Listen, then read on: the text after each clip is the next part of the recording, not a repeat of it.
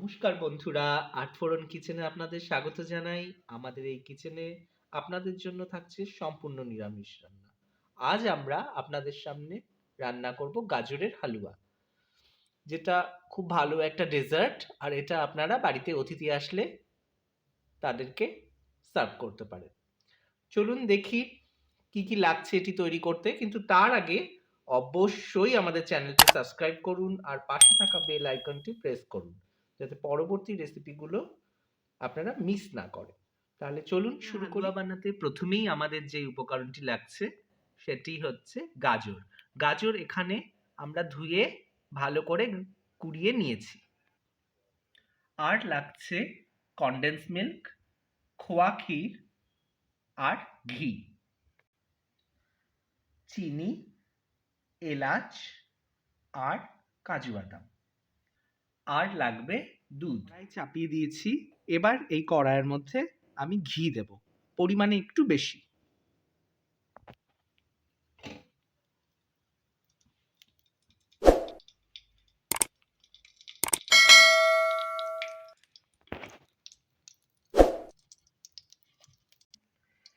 ঘিটা মেল্ট হয়ে গেছে। এখন এর মধ্যে আমি দুটো এলাচ দিয়ে দেবো।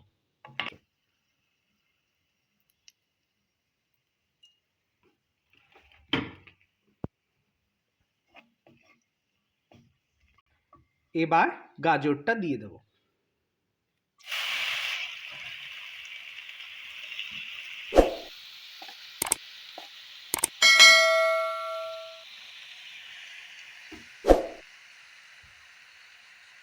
ভালো করে নাড়াচাড়া করে নিতে হবে।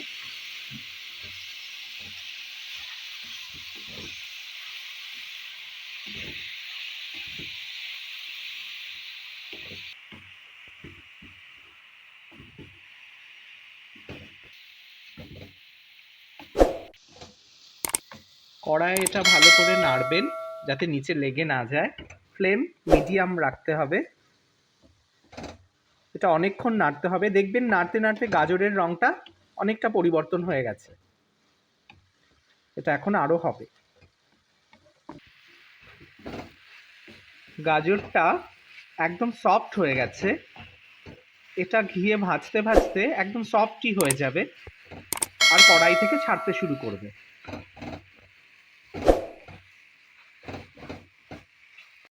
এবার সামান্য পরিমাণ বাদাম আমি দিয়ে দেবো আর কিছুটা রেখে দেবো গার্নিশের জন্য।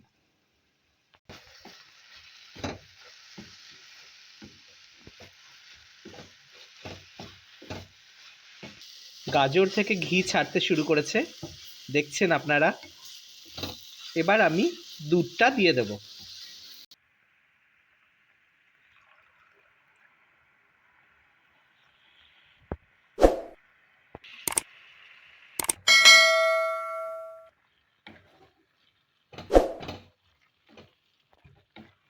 এবার আমি এখানে চিনি অ্যাড করব।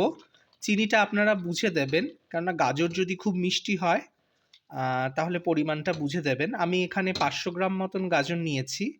আর এখানে আমি যেহেতু পরে কনডেন্স মিল্ক দেব, কনডেন্স মিল্কেও মিষ্টি থাকে খুব একটা, তো এর জন্য আমি এখানে 75 গ্রামের মতন চিনি দিচ্ছি এখন আপাতত।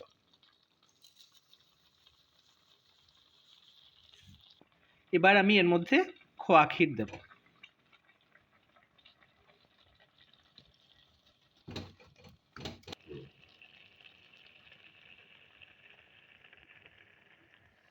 কড়াই থেকে গাজরটা প্রায় ছেড়ে এসছে।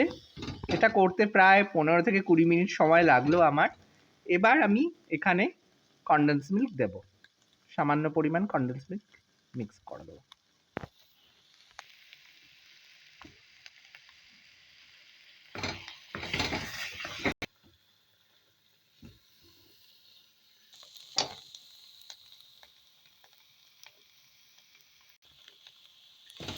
আমাদের গাজর হালুয়া হয়ে গেছে, দেখুন কড়াই থেকে ছেড়ে আসছে। এবার এটা সার্ভ করব।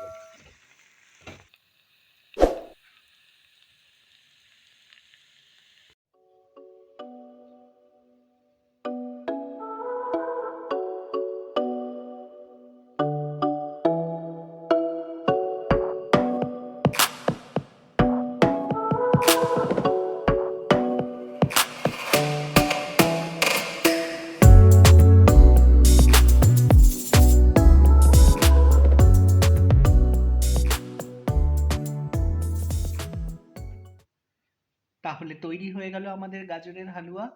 খুবই সুস্বাদু খেতে, অবশ্যই এটা ট্রাই করবেন।